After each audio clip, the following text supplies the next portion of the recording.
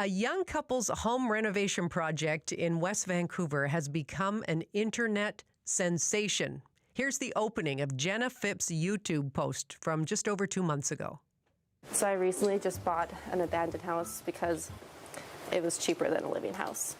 A living house? I got this house on Friday, so it's still in condition like I got it because I really haven't done much. I've been doing some damage control because there's holes everywhere. There's a hole in the floor here. Luckily, they put a board here to let me know, so I have not fallen through that yet. There are holes in the ceilings. This is not the only one. It's looking a little rough around the edges, but you know, I have faith that I can fix this place up.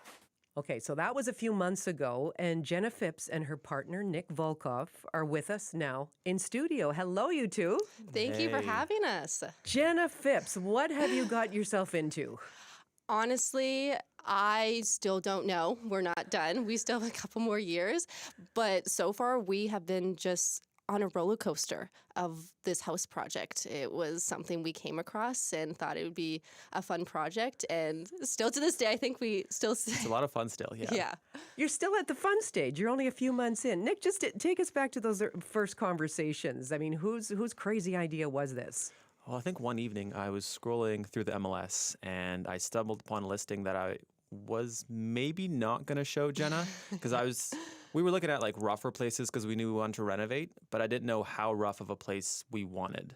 And this one was kind of on the borderline of should I show it to Jenna or not? So, but I did show it to Jenna. Yeah.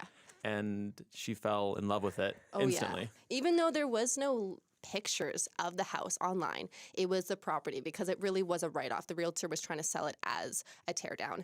But I saw this mid-century modern home and I'm like, what is this? Oh, I see potential here. And then obviously that's when we went and looked at it. Sure, but I mean, Nick, how well equipped are you? I mean, skill-wise to take this on? Because you're really ripping into it hardcore here. Yeah, so I think skill-wise, it's mostly YouTube. My dad and I did build a house by ourselves from scratch on Vancouver Island. So this isn't quite like my first gig. I do have a little bit of experience, but I think still a lot of this is just, what do? I go on YouTube, I figure out what to do, and then we kind of go from there. So he also has a background in electrical engineering. That's what he went to school for. So I feel like he downplays it. I'm like, you went to school for engineering. You know a little bit more than you're saying. So, but Jenna, you didn't just step into someone's home that was abandoned, which it was. And as you say, they wanted to, assuming it was going to be a teardown. You actually stepped into someone's life. I mean, complete with the artwork and the furniture, the piano, the documents, the love letters. What's that been like? It's honestly like a dream to kind of go and have this mystery when we go into the home, especially when we were going through everything. I really didn't know what to expect. And we did find some treasures that we're like keeping. And there's a lot of things that we are trying to keep in the home, kind of revive it. But honestly, it has been so fun. I don't think I ever would have found, or I didn't imagine I would find a home where it would come with so much story. And I think that was another thing when we looked at the home and saw the magazine featured in the 1960s. That was something else that really pulled me toward this house, is having that story and having something to share with people and having an extra motive to like go through this, but like, okay, it's worth it. It's worth it in the end. Like, this is going to be amazing. Well, I love the post where you're going through the love letters, and some of them date back to the actual wartime. I mean, is the idea to keep the letters? Can you throw them out? We have them all. We have like a few bins of keepsakes, a lot of photos of the home, even photos when it was starting to get built. And we've kind of just put that in a box. We're not sure what we're doing with them yet. I don't think I can throw them away.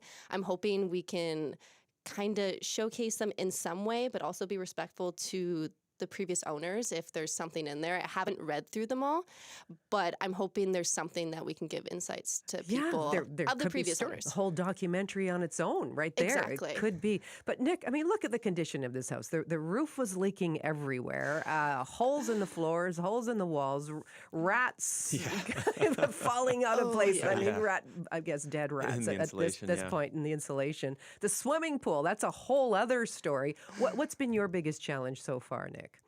I think probably on the engineering and permitting side, there's so many things that you need to put together in order to get like permit and permission from the city.